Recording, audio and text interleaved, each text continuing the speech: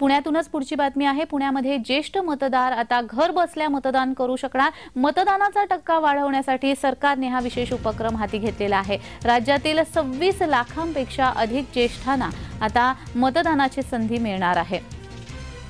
मतदानाचा टक्का वाढवण्यासाठी सरकारने हा विशेष उपक्रम हाती घेतलेला आहे। ज्येष्ठ मतदार आता घर बसल्या मतदान करू शकणार आहेत। तर रोहन कदम हे आपल्याशी फोनद्वारा जोडले गेलेलेच आहेत। रोहन, पुण्यामध्ये ज्येष्ठ मतदारांसाठी ही एक नवीन योजना आखण्यात आलेली आहे। हा नवीन सरकारचा विशेष उपक्रम आहे। या विशेष उपक्रमासंबंधी अधिक माहिती। नक्कीच जान्हवी, खरं तर 26 लाखापेक्षा जास्त ज्येष्ठ मतदार म्हणजे 80 वर्षापेक्षा जास्त असणारे मतदार जे आहेत ते संपूर्ण पुणे जिल्ह्यामधून शोधलेले असे निवडणूक आयोगाने शोधलेले पाहायला मिळतात। आणि याच निवडणूक आयोगाच्या पार्श्वभूमीतून निर्णय घेण्यात आलेला आहे की जे मतदार जे आहेत ते मतदान केंद्रावरती जवळच्या बूथवरती पोहोचू शकत नाहीत, परंतु त्यांना मतदानाचा हक्क बजावायचा असतो, त्यांचा अधिकार तो आहे।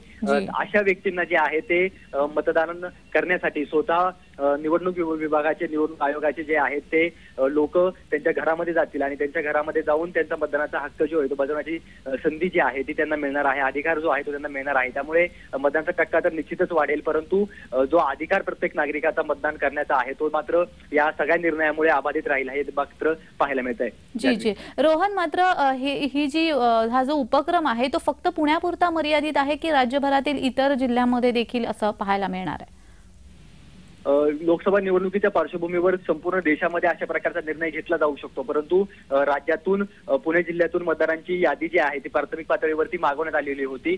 यामध्ये 26 लाखांहून अधिक मतदार 80 वर्षापर्यंतचे त्यांना आढळलेले होते आणि त्यांच्या चाचपणी केल्यानंतर जे आहे ते आपण त्यांच्या घरापर्यंत पोहोचू शकतो का, पोहोचल्यानंतर तिथं मतदानाचा अधिकार ते बजावू शकतात का, याबाबतची चाचपणी जी आहे ती या सगळ्या निवडणूक आयोगाने केलेली पाहायला मिळते। सध्या तरी प्राथमिक पातळीवरती जी माहिती मिळते त्या माध्यमातून राज्यामध्ये हा उपक्रम जो आहे तो विविध शहरांमध्ये होऊ शकतो।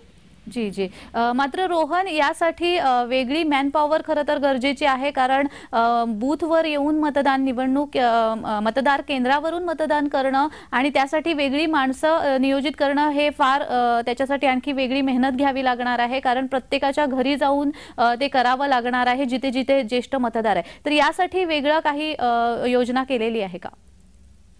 नक्कीच जान्हवी, खरं तर आपण पाहिलं तर निवडणूक आयोग जे आहे ते सरकारी कर्मचारी इतर निमशासकीय कर्मचाऱ्यांच्या माध्यमातून ही संपूर्ण निवडणूक जी आहे ते हँडल करत असतं आणि यासाठीच ट्रेनिंग जे आहे ते विविध सरकारी अधिकाऱ्यांना निमशासकीय अधिकाऱ्यांना जे आहे दिलं जात असतं निवडणुकीच्या पूर्वी।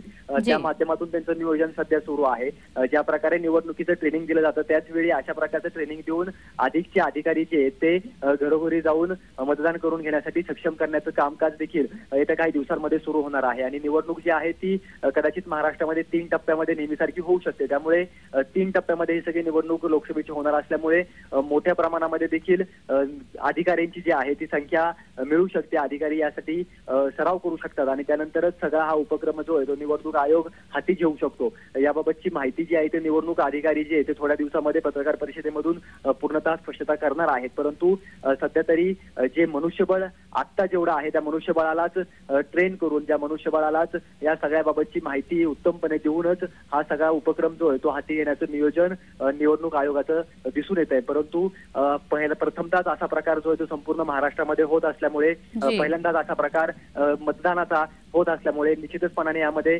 काहीतरी त्रुटी राहतील, परंतु या सगळ्या त्रुटी दूर करण्याचा देखील प्रयत्न निवडणूक आयोगाचा सुरू आहे। त्यामुळे कसा प्रतिसाद या सगळ्या निवडणूक आयोगाच्या उपक्रमाला मिळतोय हे आगामी काळामध्ये पाहणं महत्त्वाचं ठरेल आणि जर का याला उपक्रम मोठ्या प्रमाणामध्ये नागरिकांचा मिळाला, नागरिकांनी त्यांचा मतदानाचा हक्क घर बसून बजावला तर आगामी काळामध्ये याची व्यापकता देखील मोठ्या प्रमाणामध्ये वाढू शकते। जी रोहन, अजूनही एका बातमीसाठी तुमच्याकडून माहिती अपेक्षित आहे, असेच जोडलेले रहा।